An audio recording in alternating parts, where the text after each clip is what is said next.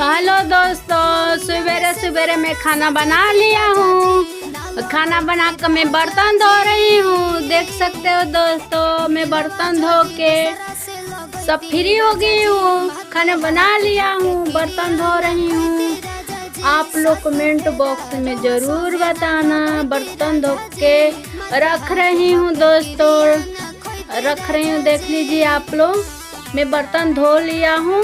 धो के सेटिंग कर रही हूँ और सेटिंग करके खाना काढ़ूंगी, खाऊंगी। पहले तो नहाना है दोस्तों, नहा के उसको बाद से खाना खाऊंगी।